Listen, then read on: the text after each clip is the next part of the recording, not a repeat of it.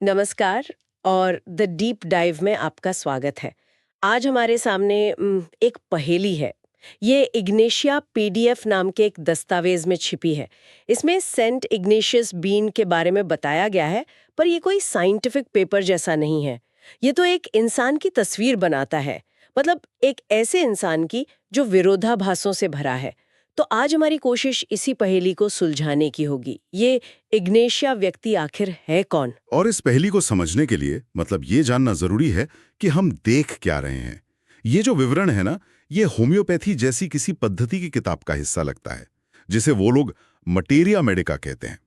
इसमें किसी भी पदार्थ को एक व्यक्तित्व की तरह देखा जाता है, उसकी भावनाएं, उसके शारीरिक लक्षण, सब कुछ एक साथ। और इग्नेशिया का जो व्यक्तित्व है, जैसा हम देखेंगे, वो उम्मीदों को पूरी तरह से उलट देता है। अच्छा, तो चलिए इस किरदार से मिलते हैं। स्रोत के मुताबिक इग्नेशिया प्रोफाइल उन लोगों पर फिट बैठता है जिनका स्वभाव थोड़ा नर्वस है, खासकर ऐसी महिलाएं जो बहुत संवेदनशील हैं और आसानी से उत्साहित या परेशान हो जाती हैं। बिल्कुल। और तस्वीर को और साफ करने के लिए कुछ शारीरिक पहचान भी दी गई हैं, जैसे गहरे रंग के बाल और त्वचा, लेकिन स्वभाव में एक तरह की कोमलता।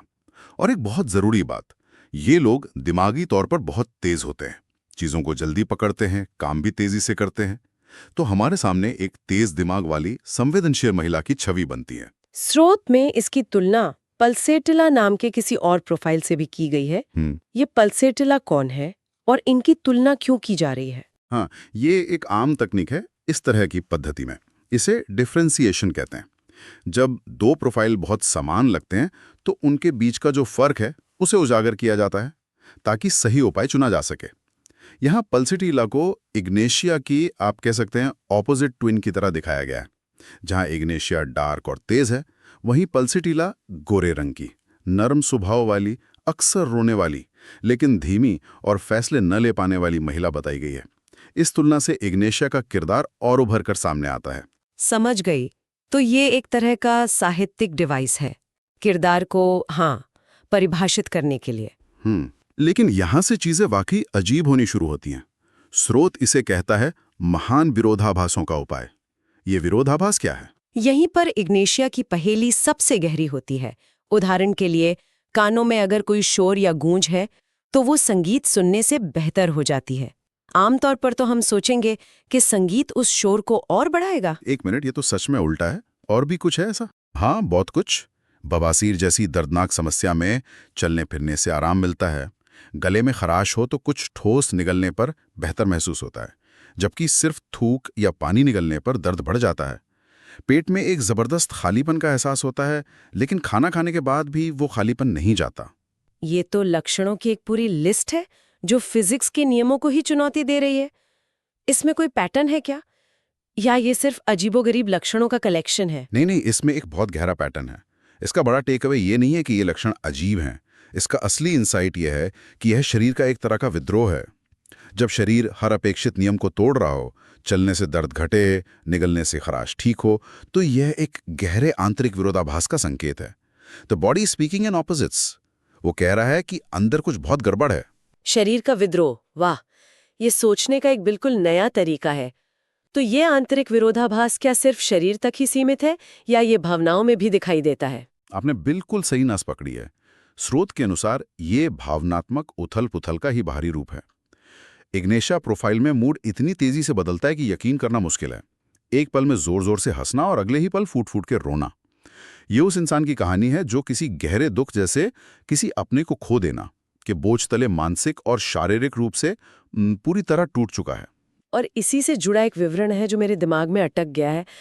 अनैच्छिक रूप से आहें भरना, मतलब व्यक्ति को पता भी नहीं चलता और वो लगातार गहरी सांसें या आहें भरता रहता है। स्रोत इसे पेट के ऊपरी हिस्से में खालीपन के एहसास से जोड़ता है, वही खालीपन जो खाने से भी नहीं भरता। ये तो बहुत काव्यात्मक भी है।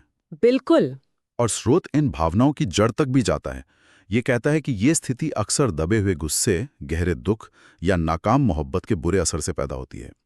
व्यक्ति अपनी काल्पनिक परेशानियों में खोया रहता है, अकेला रहना चाहता है और अपना दर्द किसी से बांटना नहीं चाहता। वो बस उस दुख के साथ अकेले रहना चाहता है। तो एक तरफ तो ये गहरी संवेदनशीलता और दुख है, लेकिन स्रोत उन्हें झगड़ालू और अधीर भी बताता है। ये भी तो एक विरोधाभास हुआ है ना? हाँ, जब सब ठीक होता है तो वे बहुत मिलनसार और खुशमिजाज होते हैं, लेकिन जरा सी बात पर, मामूली सी आलोचना या असहमति पर भी उन्हें गहरा गुस्सा आ सकता है। और फिर उन्हें इस बात पर खुद से गुस्सा आता है कि वो इतना नाराज क्यों हो गए। ये एक कभी ना खत्म होने वाला आंतरिक संघर्ष है। ये जो भावनाओं और शारीरिक लक्षणों का सीधा कनेक्शन बताया गया है, जैसे स्रोत में बच्चों का एक उदाहरण है कि डांटने पर वो बीमार पड़ जाते हैं या उन्हें नींद में ऐंठन होने लगती है, क्या ये इस चिकित्सा पद्धति का मूल सिद्धांत है? हाँ, बिल्कुल। इस नजरिए में मन और शरीर दो अलग-अलग चीजें हैं ही नहीं, वे एक ही सिक्के के दो पहलू हैं। गुस्सा या दुख जैसी भावनाएं सिर्फ मानसिक घटनाएं नहीं हैं। स्रोत के अनुसार वे शरीर पर सीधा असर डालती हैं, जो सिरदर्द, ऐंठन या किसी और बीमारी के रूप में सामने आता है। यह है भावनाओं का शरीर पर सीधा असर है। गहरा है। चलिए अब कुछ और अनोखे शारीरिक लक्षणों की बात करते हैं। सिर दर्द का विवरण तो बहुत ही डरावना है।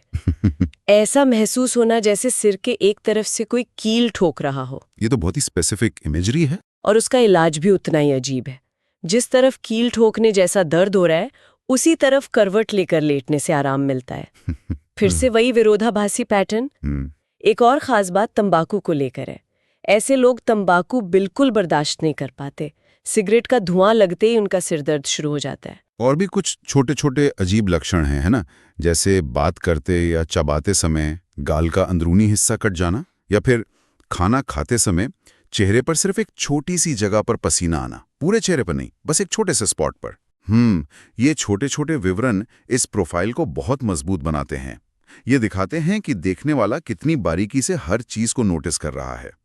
दर्द के प्रति भी ये लोग अत्यधिक संवेदनशील होते हैं। जो दर्द शायद किसी और को मामूली लगे, वो उन्हें बहुत ज्यादा महसूस होता है। पाचन तंत्र से जुड़ी समस्याएं भी हैं। कब्ज के बारे में एक अजीब बात लिखी है कि यह गाड़ी में यात्रा करने से शुरू हो सकता है और मल त्याग करते समय इतना ज्यादा दर्द होता है कि व्यक्ति शौचालय जाने के नाम से ही डरने लगता है। और ये सिर्फ दर्द तक सीमित नहीं है। स्रोत में प्रोलैप्सिस एनी का भी जिक्र है, यानी मल त्याग करते समय या वजन उठाने पर मलाशय का बाहर निकल आना। और ये भी विरोधाभासी है। ये तब ज्यादा होता है जब मल ढीला हो, जबकि उम्मीद ये की जाती है कि सख्त मल से ऐसा होगा। बवासीर में भी तेज चुभन वाला दर्द होता है, जो मल त्याग के कई घंटों बाद तक बना रहता है। एक लगातार बनी रहने वाली तकलीफ। सोते समय शरीर में फड़कन या ऐंठन और शरीर के छोटे छोटे हिस्सों में दर्द होना, ये सब भी उसी पैटर्न का हिस्सा लगते हैं। और अंत में बुखार के लक्षण तो इस विरोधाभासी कहानी को पूरा ही कर देते हैं। बिल्कुल। जब इग्निशिया प्रोफाइल वाले व्यक्ति को ठंड लग रही होती है, तब उसका चेहरा लाल और गर्म होता है। प्यास सिर्फ ठंड लगने के दौरान लगती है। जैसे ही शरीर गर्म होता है और बुखार चढ़ता है, प्यास गायब हो जाती है। और गर्मी लगने पर अगर शरीर को ढका जाए तो तकलीफ और बढ़ जाती है। हर कदम पर, हर लक्षण में वही एक कहानी है, उम्मीद के बिल्कुल विपरीत। ठीक है, तो अगर कोई इस इग्निशिया प्रोफाइल में फिट बैठता है, तो स्रोत के अनुसार कौन सी चीजें उसकी हालत को बिगाड़ती हैं और किनसे सुधार होता है? इन्हें एग्रेवेशन और अमेलियोरेशन कहा गया है। हाँ, हालत बिगाड़ने वाली चीजें हैं तंबाकू, कॉफी, ब्रांडी, किसी का छूना, तेज गंध और गहरी भावनाएं जैसे दुख। और सुधार करने वाली चीजें भी उतनी ही दिलचस्प हैं। गर्माहट, जोर से दबाव डालना, और जैसा हमने पहले देखा, कुछ निगलना और चलना। फिर से वही विरोधाभास। जो क्रियाएं समस्या को बढ़ा सकती हैं, वे यहां राहत दे रही हैं। स्रोत में कुछ दूसरे उपायों को इसके साथ असंगत या इनकम्पैटिबल भी बताया गया है, जैसे कॉफिया, नक्सवमिका। इसका क्या मतलब है? इसका मतलब है कि इस चिकित्सा पद्धति के अनुसार इन उपायों की ऊर्जा या प्रभाव एक दूसरे से टकराते हैं। उन्हें साथ या आगे पीछे इस्तेमाल करने से परहेज करने की सलाह दी जाती है, क्योंकि वे एक दूसरे के असर को काट सकते हैं या कोई नई समस्या पैदा कर सकते हैं। और अगर इग्निशिया का कोई बुरा असर हो तो उसका एंटीडोट या काट पल्सिटिला को बताया गया है, वही ऑपोजिट ट्विन जिसकी हमने शुरू में बात की थी। और अंत में एक बहुत ही दिलचस्प तुलना की गई है।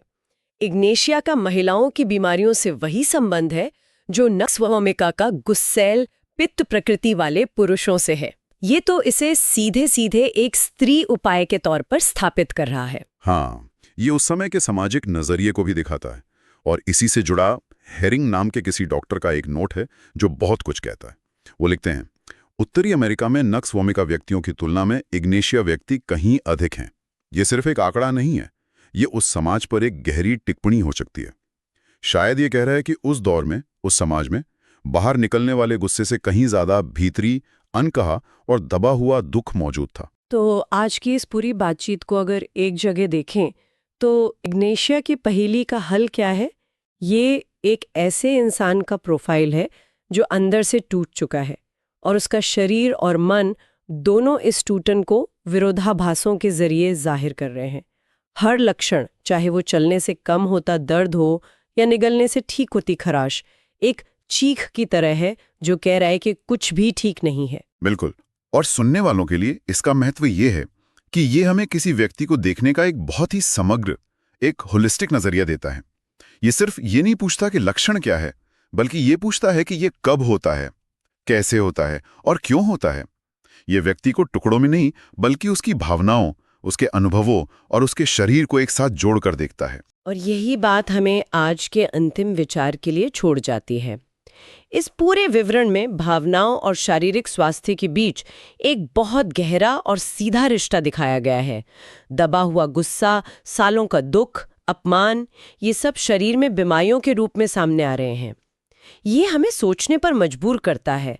क्या हमारे अपने शरीर के संकेत, कोई पुराना दर्द, कोई अजीब आदत, कोई ऐसा लक्षण जिसका कोई मतलब समझ नहीं आता, शायद हमारे उन अनकहे भावनात्मक अनुभवों के बारे में कुछ बता रहे हैं जिन्हें हम बहुत समय से नजरअंदाज करते आ रहे हैं?